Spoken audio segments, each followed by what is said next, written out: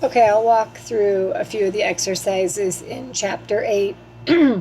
So the first two are computing the equivalent units, one using the FIFO method, and then the next one using the weighted average. So we have Trevor Mills produces agricultural feed. Materials are added at the beginning of the process, and the information for their work in process is given to us below. So their beginning inventory has 16,000 partially completed units that are 10% complete. They started 77,000 units in December, and the units transferred out in December are 73,000 units. The ending inventory is 20,000 units, and it is 62% complete with respect to conversion costs. So compute the equivalent units for materials and conversion costs for December using the FIFO method. So remember, the FIFO method isn't going to take into effect anything in that beginning inventory. So we're just going to look at what happened in December. So from a material standpoint, we started 77,000 units, and they would be 100% complete with relationship to the materials. Now for the conversion costs, then we're going to factor in the 73, let's go down here, the 73,000 units that were transferred out. So if we had 16,000 to start with, and we then did 77,000, let me go down here.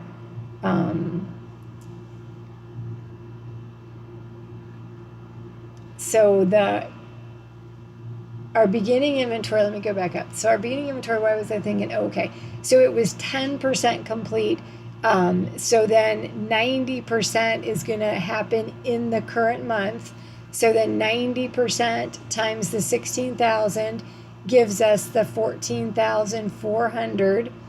The units started and completed. So if we look down here at C, we had 73,000 units transferred out, less the 16,000 units we had in our beginning inventory. So that's the 57,000. They would be 100% complete with relationship to the materials, and then 100% complete with relationship to the conversion costs.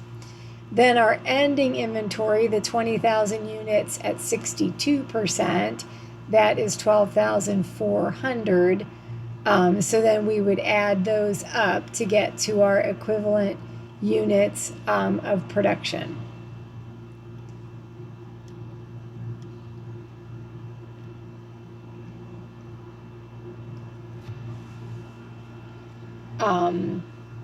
And then this is our cost per equivalent unit, but using the weighted average method. So we still have to calculate the equivalent units, but now we're going to take those and divide those into the costs that they provide us. So we've got work in process inventory for the month of July. It is 26,000 units in our beginning inventory. Those are 100% complete with relationship to the materials, or probably all added at the beginning. 20% complete with relationship of the conversion. So we'll need to calculate that out. Then our ending inventory is 100% complete with relationship to the materials and 60% complete with relationship to the conversion costs. Our Remington plant started 216,000 units and transferred out 200,000 units. The materials costed, and then they give us the cost 594,000. Conversion costs are 979,000. So if we go down here to calculating out our equivalent units, let me just slide it over so we can see it a little bit better. Okay. So our beginning work in process, we had 26,000 units. We started 216,000. So we had 242,000 units to account for. The 200,000 that were completed out were 100% complete with relationship to materials and conversion costs. Our ending inventory, we have is 100% complete with relationship to the materials, so the 42,000, but 60% complete with relationship to conversion. So then 60% times that 42,000 gives us that. So then our equivalent units for the materials are the whole 242,000. For the conversion, it's 225,200. So then we're going to take our totals. So if we go back up there, they gave us the costs that were in our beginning inventory, and then they give us the costs that were added during July. So we're going to add those beginning beginning costs plus what was added to get to our total. And then we'll divide the materials by the 242,000, and then we'll divide the conversion cost by the 225,200. So then those are our costs, again, using those equivalent units.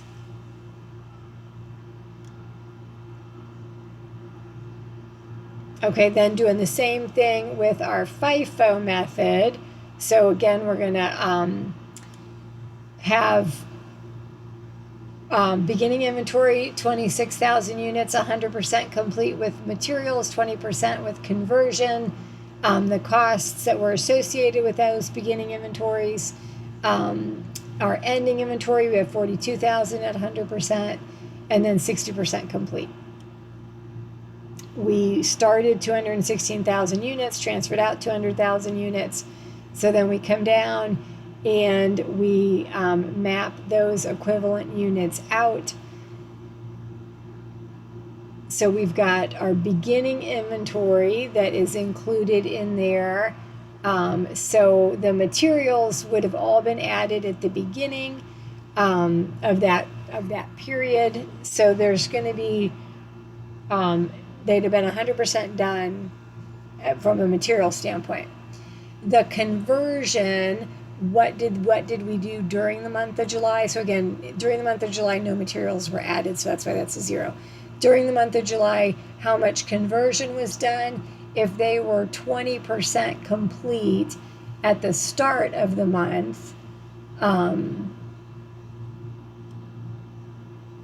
yes, 20% complete at the start of the month, that means that they would have completed 80% of them. So then we take our 26,000 times the 80% that we completed, and that will be our equivalent units there. Everything that was started and, let me go down to the bottom. So the 174,000 units were started and completed, and then 200,000 units were transferred out. So the 174,000 were started and completed, so they're all 100%. Then our ending inventory is 100% completed in relationship with the materials, 60% with the conversion cost. So the only thing that's really different is that we calculate the conversion that was necessary for the beginning inventory. So it was only 20% done. So we have to account for the 80% that got done in July. And that's really the difference between those two methods. Then we come down to the cost to be accounted for, and we divide them by our equivalent units to get to our cost per unit.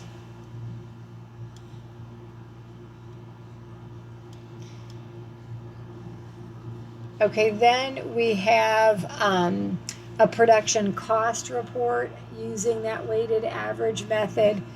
So we've got 3 different departments. We've got mixing, processing, and filtering.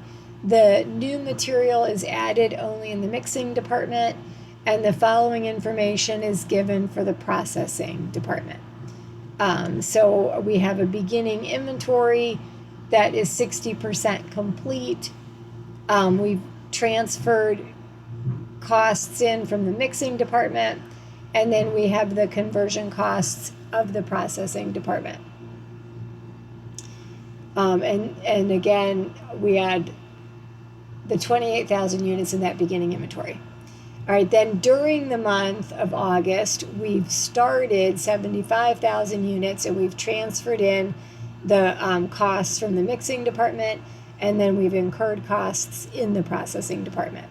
So we've added costs to our beginning inventory costs.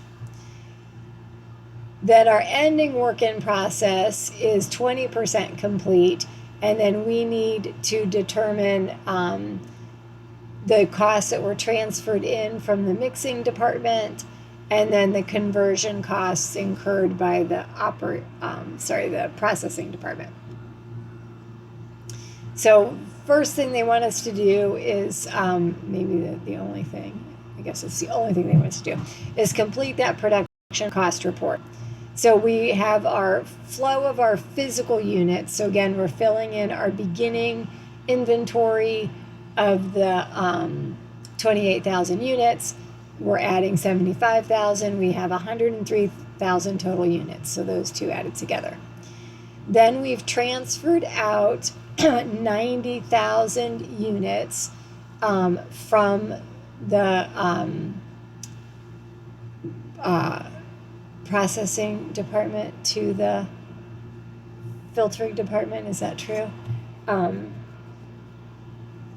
me see if I find that 90,000 up there.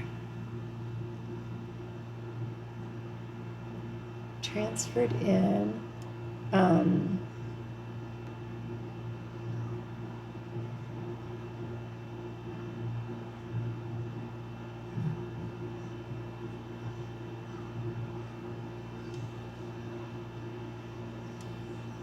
I'm not sure where they're pulling the 90,000. Is it down here anywhere? I'm not sure why I'm struggling to find where that 90,000 completed and transferred out. Oh, I see why. It's just we're backing into that number because we had 103 to account for. We know there's 13,000 left. Okay, so that's where that 90,000 comes in. So the 103,000 that we have total minus the 13,000 left in our ending inventory. So 90,000 was completed and transferred out. Okay, so then the 13,000 units then is in the mixing department, and then the 22,600 is in the processing department. And is that a, let me see here. That's the equivalent units. So the 13,000 are 20% complete. Where does it tell us that too?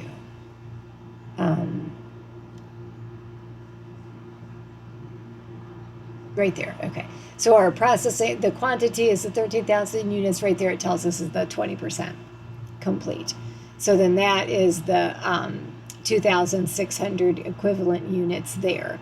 So then we've got our equivalent units, 100% for the mixing department, and then the 92,600 equivalent units for the processing. Then we have our costs at the beginning of the period, again, that they give us up above. So we copy those down and then total those. And then our current period costs, which are also given to us up above, copy those down and total those. And then we've got our total for the mixing department and our total for the processing department. And then we're going to divide those by the equivalent units to get to the cost per equivalent unit. So the 116,390 divided by the 103,000 gives us that $1.13. The 66,672 divided by the 92,600 gives us that 72 cents. Then we're going to use that to assign out to the costs that get transferred out.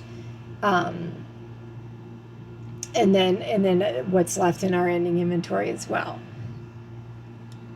Okay, so then the little small print is just saying it's plus or minus a percentage for rounding. So we're using those equivalent units then to allocate the costs that get transferred out to the next stage of the processing process.